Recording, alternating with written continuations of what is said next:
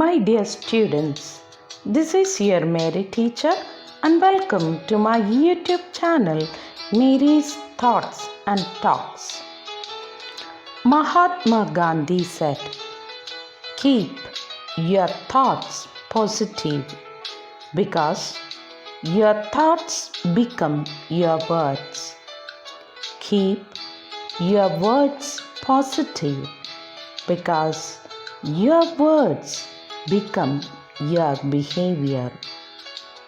ശുഭാപ്തി വിശ്വാസത്തോടെ ചിന്തിക്കുക. കാരണം ചിന്തകളാണ് പിന്നീട് വാക്കുകളായി മാറുന്നത്. ശുഭാപ്തി വിശ്വാസത്തോടെ സംസാരിക്കുക. കാരണം സംസാരമാണ് സ്വഭാവത്തെ നിർണയിക്കുന്നത്. Mahatma Gandhi. Our deeds must be an execution of words. Mahatma Gandhi, the father of our nation, was true to his words. His life was in fact his message. Jawaharlal Nehru makes a right assessment of Gandhiji in his book Discovery of India. And then Gandhi came is an excerpt taken from Discovery of India. വാക്കുകളുടെ പൂർത്തീകരണമായിരിക്കണം നമ്മുടെ പ്രവൃത്തികൾ. നമ്മുടെ രാഷ്ട്രപിതാവായ മഹാത്മാഗാന്ധി തൻ്റെ വാക്കുകളോട് ഏറെ കൂറുപുലർത്തി. അദ്ദേഹത്തിൻ്റെ ജീവിതം തന്നെയായിരുന്നു അദ്ദേഹത്തിൻ്റെ സന്ദേശം. ജവഹർലാൽ നെഹ്റു ഗാന്ധിയെക്കുറിച്ച് ശരിയായ ഒരു വിലയിരുത്തൽ തൻ്റെ പുസ്തകമായ ഡിസ്കവറി ഓഫ് ഇന്ത്യയിലൂടെ നടത്തുന്നു.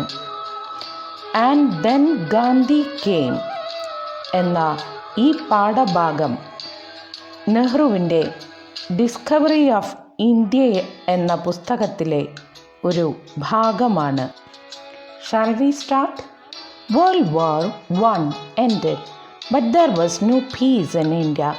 There were repressive legislation and martial law in the Punjab. People felt humiliated and angry. Gradually, India was isolated by other nations. Yet, what could we do to change this? We became helpless.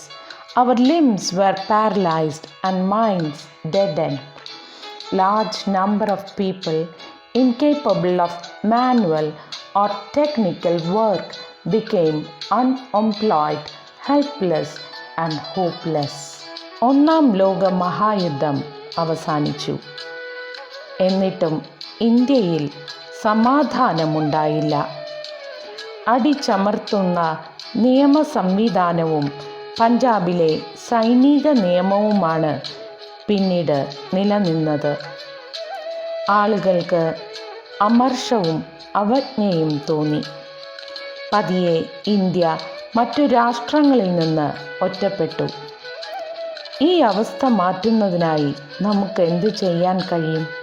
ഇന്ത്യക്കാരെല്ലാം നിസ്സഹായരും മനസ്സ് മരവിച്ചവരുമായി തീർന്നു.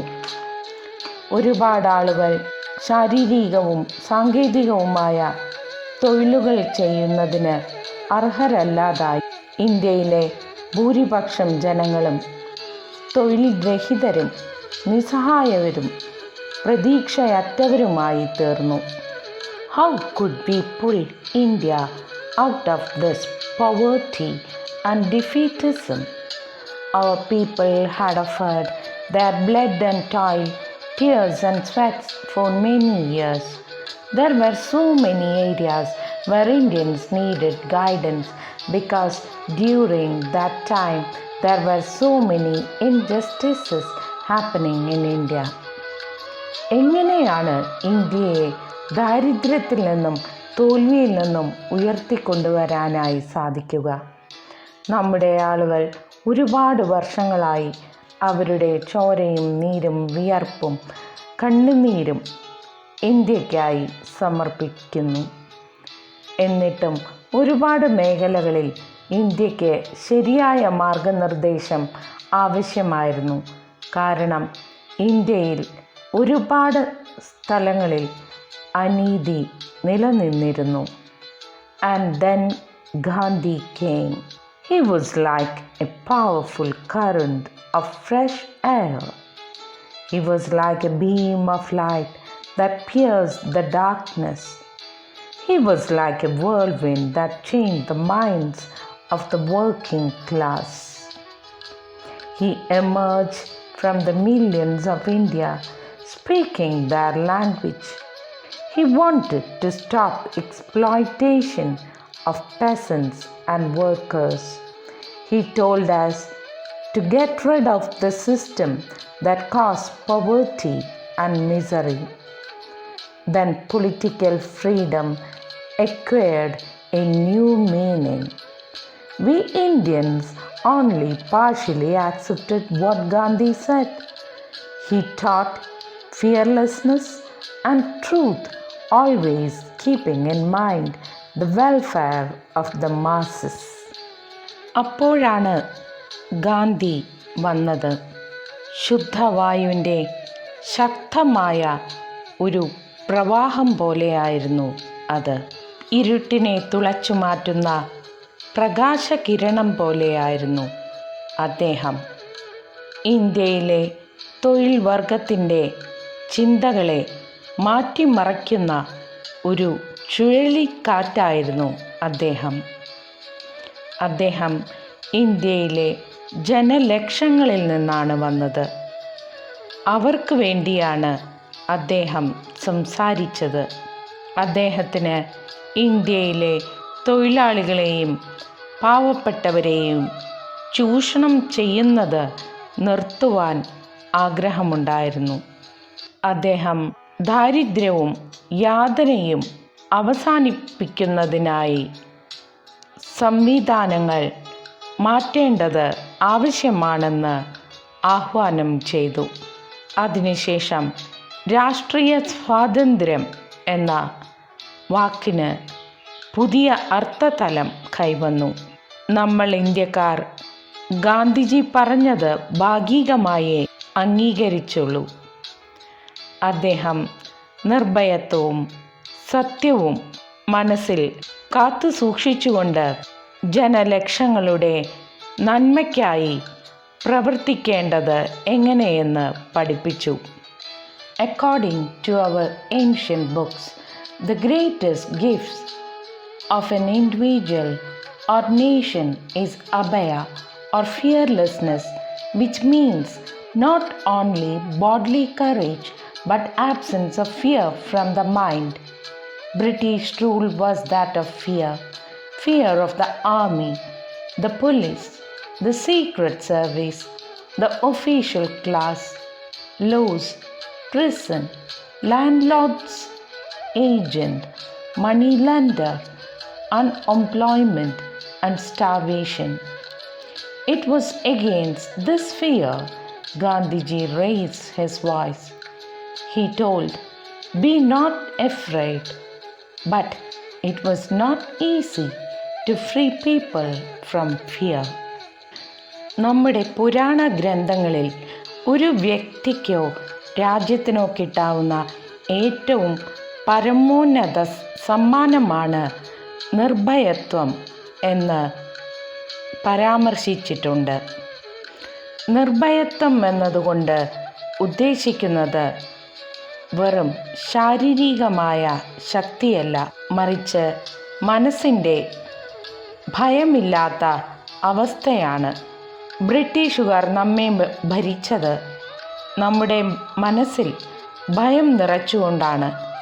പട്ടാളത്തിനോടും പോലീസിനോടും രഹസ്യാന്വേഷണത്തിനോടും നിയമങ്ങളോടും ജയിലിനോടും ജന്മിയുടെ കൂട്ടാളിയോടും പലിശക്കാരനോടും തൊഴിലില്ലായ്മയോടും പട്ടിണിയോടുമുള്ള ഭയം. ഈ പേടിയെ തുടച്ചു നീക്കുവാൻ ഗാന്ധി പ്രവർത്തിച്ചു. ഭയപ്പെടാതെ ഇരിക്കാൻ ജനങ്ങളോട് അദ്ദേഹം ആവശ്യപ്പെട്ടു. എങ്കിലും ജനങ്ങളെ ഭയത്തിൽ നിന്ന് മോചിപ്പിക്കുക അത്ര എളുപ്പമായിരുന്നില്ല. Gandhi was able to remove fear to an amazing degree. As fear is close to falsehood, so truth follows fearlessness. It is not that the whole Indians became truthful overnight, but there was visible change in their behavior.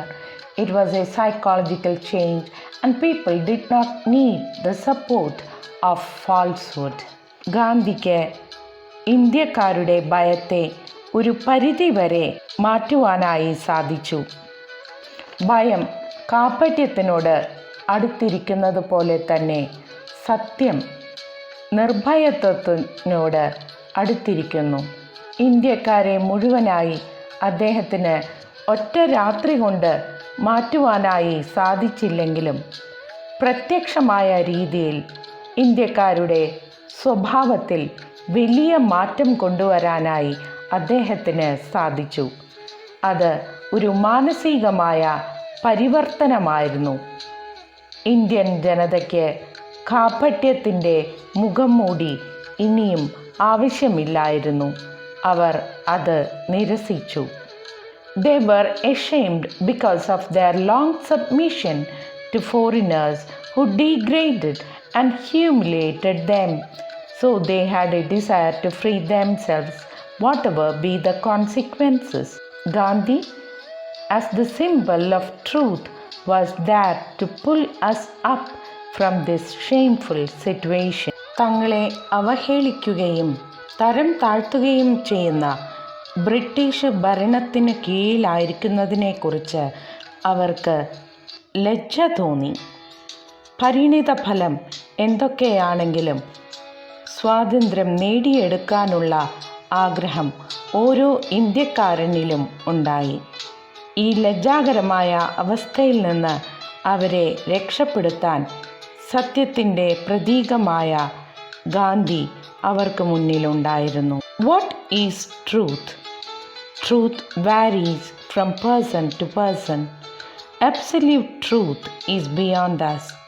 A person's view on truth is influenced by his background, training, and feelings. For an individual, truth is what he feels and knows to be true. I do not know any person who holds to the truth as Gandhi does. സത്യം എന്നാൽ എന്താണ്? ഒരു വ്യക്തിയിൽ നിന്നും മറ്റൊരു വ്യക്തിയിലെ സത്യം വ്യത്യാസപ്പെട്ടിരിക്കുന്നു. എനിക്ക് ശരിയാണെന്ന് തോന്നുന്നത് നിങ്ങൾക്ക് ശരിയായിക്കൊള്ളണമെന്നില്ല. ഒരാളുടെ കുടുംബ പശ്ചാത്തലം, അയാൾക്ക് ലഭിച്ചിട്ടുള്ള പരിശീലനം, അയാളുടെ മനോഭാവം ഇവയൊക്കെ അയാളെ ഒരുപാട് സ്വാധീനിക്കുന്നുണ്ട്. ഒരു വ്യക്തി അനുഭവിച്ചിട്ടുള്ളതും അറിഞ്ഞിരിക്കുന്നതുമായ സത്യം എന്താണോ അതായിരിക്കും അവനെ സംബന്ധിച്ച് സത്യമായിട്ടുള്ളത്. ഗാന്ധിജി സത്യത്തെ മനസ്സിലാക്കിയതുപോലെ വേറെ ഒരു വ്യക്തി സത്യത്തിനു വേണ്ടി നിലകൊണ്ടിട്ടുണ്ടോ എന്ന് എനിക്ക് അറിഞ്ഞുകൂടാ. Gandhi influenced millions of people in India. Some changed completely, some partially, and some different people reacted differently, and each had his own answer about change. His action was twofold. One was in challenging and resisting foreign rule, and the other was to fight against our own social evils. The principal aim of the Congress were freedom through peaceful action, national unity, solution of the minority problems, raising of the depressed classes, and ending the curse of untouchability. Gandhi ഇന്ത്യയിലെ ദശലക്ഷക്കണക്കിന് ആളുകളെ സ്വാധീനിച്ചു. ചിലർ മുഴുവനായും, ചിലർ ഭാഗികമായി മാറി. വ്യത്യസ്തരായ രീതിയിൽ ചില ആളുകൾ പെരുമാറുവാനും തുടങ്ങി. അവർക്ക് അവരുടെ മാറ്റത്തിന് വ്യക്തമായ മറുപടിയും ഉണ്ടായിരുന്നു. ഗാന്ധിജിയുടെ പ്രവർത്തന മേഖല രണ്ടു തരത്തിലായിരുന്നു. ഒന്ന്, വിദേശ ഭരണത്തിനെ വെല്ലുവിളിച്ചുകൊണ്ടും മറ്റൊന്ന് ഇന്ത്യയിലെ തന്നെ സാമൂഹിക ദുരാചാരങ്ങൾക്കെതിരെ പൊരുതുവാനുമായിരുന്നു. കോൺഗ്രസിൻ്റെ മുഖ്യ ലക്ഷ്യം സമാധാനത്തിലൂടെയുള്ള സ്വാതന്ത്ര്യം, ദേശീയ ഐക്യം, ന്യൂനപക്ഷങ്ങളുടെ പ്രശ്നങ്ങൾക്കുള്ള പരിഹാരം, അധകൃത വർഗങ്ങളുടെ ഉന്നമനം, തൊട്ടുകൂടായ്മയുടെ അവസാനം. The main support of the British rule were fear, prestige, the cooperation of the people and certain classes who benefited from the British rule. Gandhi attacked these foundations. He asked the title holders to give up their titles. Thus, the popular respect for the British given titles disappeared. New standards and values were set up. The pomp and splendor of the Viceroy court and the princes suddenly seemed ridiculous. Rich men adopted simpler ways, and in their dress they became undistinguishable from ordinary people. ഭയം, ഗമ, British ഭരണത്തിൽ നിന്ന് ലഭിക്കുന്ന ആനുകൂല്യം, ഇതൊക്കെയാണ് ബ്രിട്ടീഷുകാർക്ക് ഇന്ത്യയിൽ ഭരിക്കാനായി പ്രോത്സാഹനം നൽകിയിരുന്നത്. ഗാന്ധി ഇതിൻ്റെ അടിത്തറയെയാണ് ആക്രമിച്ചത്. അദ്ദേഹം പദവികൾ വഹിക്കുന്നവരോട് അവ ഉപേക്ഷിക്കുവാനായി ആഹ്വാനം ചെയ്തു. അങ്ങനെ ബ്രിട്ടീഷുകാർ നൽകിയിരുന്ന പല പേരുകേട്ട പദവികളും അപ്രത്യക്ഷമായി. ആളുകൾ ബ്രിട്ടീഷ് ഗവൺമെൻറ് നൽകുന്ന പദവികൾ സ്വീകരിക്കാൻ വിമുഖത കാട്ടി. പുതിയ മാനദണ്ഡങ്ങളും മൂല്യങ്ങളും നിലവിൽ വന്നു. വൈസ്രോയുടെ കൊട്ടാരത്തിലെ പ്രൗഢിയും പെരുമയും പെട്ടെന്ന് അപ്രത്യക്ഷമായി. അവയെല്ലാം പരിഹാസ്യമായി മാറി. പണക്കാർ ഏറ്റവും ലളിതമായ ജീവിത രീതി അവലംബിക്കുവാനായി ആരംഭിച്ചു. അവർ തങ്ങളുടെ വസ്ത്രധാരണത്തിൽ സാധാരണക്കാരിൽ നിന്ന് വ്യത്യസ്തരല്ലാതായി. He sent us to the villages and countryside with the messages of action. The peasants emerged from their shells. The effect on us was so great. For the first time, we saw the villager in his mud hut with poverty always following them. We learned our Indian economics from these visits than from books. The emotional experience was so great that there could be no going back to our old life and old standards. Gandhi ഞങ്ങളെ ഗ്രാമങ്ങളിലേക്കും പട്ടണങ്ങളിലേക്കും പ്രവർത്തനങ്ങളുടെ സന്ദേശങ്ങളുമായി പറഞ്ഞയച്ചു. കൂലിപ്പണിക്കാരും പാവപ്പെട്ടവരും തങ്ങളുടെ ചട്ടക്കൂട് പൊട്ടിച്ചുകൊണ്ട് പുറത്തേക്കിറങ്ങി പ്രവർത്തിക്കുവാനായി തുടങ്ങി. ഞങ്ങളിൽ ഈ സന്ദർശനങ്ങൾ ഉണ്ടാക്കിയ പ്രതിഫലനം വളരെ വലുതായിരുന്നു. ദാരിദ്ര്യത്തിൽ തൻ്റെ മൺകുടിലിൽ കഴിയുന്ന ഗ്രാമീണനെ ഞങ്ങൾ ആദ്യമായി കണ്ടു. പുസ്തകങ്ങളിൽ നിന്ന് ഇന്ത്യൻ സാമ്പത്തിക സ്ഥിതിയെക്കുറിച്ച് ലഭിക്കുന്ന അറിവിനേക്കാൾ കൂടുതൽ ഞങ്ങൾ ഇത്തരം സന്ദർശനങ്ങളിൽ നിന്ന് അറിവ് നേടി.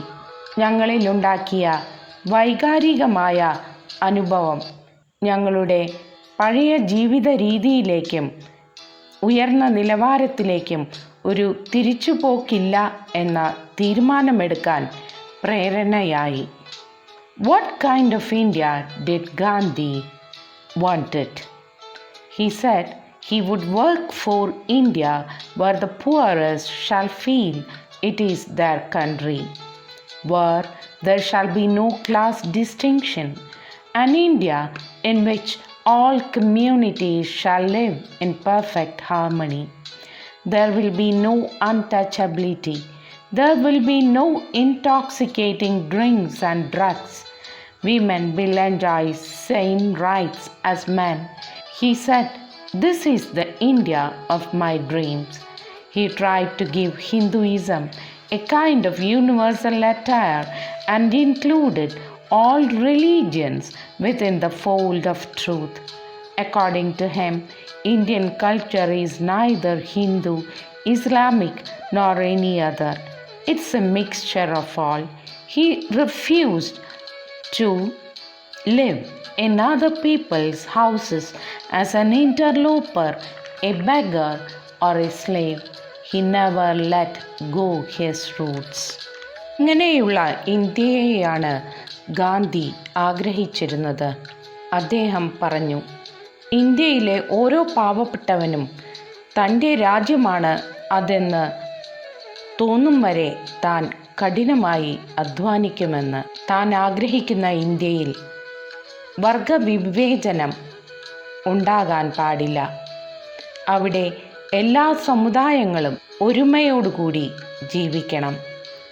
അവിടെ തൊട്ടുകൂടായ്മ ഉണ്ടാകരുത്.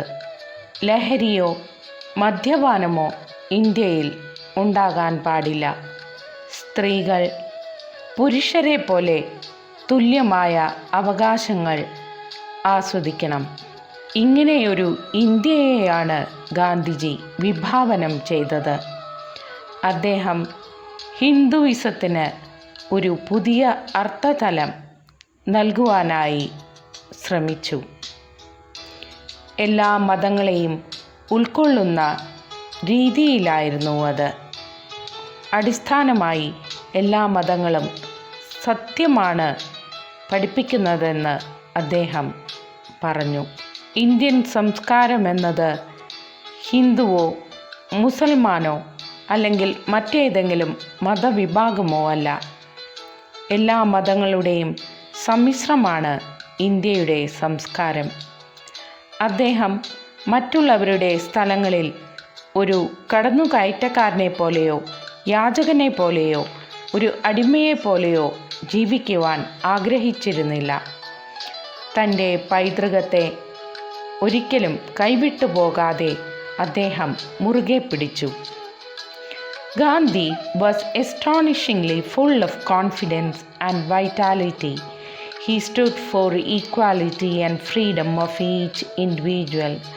Like a magnet, he attracted masses of Indian people. He was to them a link between past and future, a stepping stone to a future life full of hope. Thus, he brought about a psychological revolution not only among his followers but also in his enemies and neutrals who could not decide what to think and what to do. ഗാന്ധിജിയിൽ അത്ഭുതപ്പെടുത്തുന്ന വിധം നിറഞ്ഞു നിന്നിരുന്നത് ആത്മവിശ്വാസവും വീര്യവുമായിരുന്നു. അദ്ദേഹം ഓരോ വ്യക്തിയുടെയും സമത്വത്തിനും സ്വാതന്ത്ര്യത്തിനുമായി നിലകൊണ്ടു. ഒരു കാന്തത്തെ പോലെ ഇന്ത്യയിലെ ജനകോടികളെ അദ്ദേഹം തന്നിലേക്ക് ആകർഷിച്ചു. ഗാന്ധിജി ഇന്ത്യക്കാർക്ക് തങ്ങളുടെ ഭൂതകാലത്തിൻ്റെയും ഭാവി കാലത്തിൻ്റെയും ബന്ധിപ്പിക്കുന്ന ഒരു കണ്ണിയായിരുന്നു. പ്രതീക്ഷ നിറഞ്ഞ ഭാവിയിലേക്കുള്ള ഒരു ചവിട്ടുപടിയായിരുന്നു അദ്ദേഹം. അദ്ദേഹം തന്നെ അനുകൂലിക്കുന്നവർക്കും തൻ്റെ ശത്രുക്കൾക്കിടയിലും അതുപോലെ തന്നെ എന്തു ചെയ്യണം എന്തു തീരുമാനിക്കണം എന്നറിയാത്തവർക്കും ഇടയിൽ ഒരു വലിയ മാനസികമായ വിപ്ലവം തന്നെ സൃഷ്ടിച്ചെടുത്തു. Gandhiji's political contributions offered us independence, but his ideologies enlighten India as well as the world even today after so many years. ഗാന്ധിജിയുടെ രാഷ്ട്രീയ സംഭാവനകൾ നമുക്ക് സ്വാതന്ത്ര്യം നേടിത്തന്നു. അതുപോലെ തന്നെ അദ്ദേഹത്തിൻ്റെ ആശയങ്ങൾ ഇന്ത്യയെ മാത്രമല്ല ലോകം മുഴുവനെയും പ്രചോദിപ്പിച്ച് കൊണ്ടിരിക്കുന്നു. So dear students, next time I'll come back with an entirely different video. So please wait. Thank you.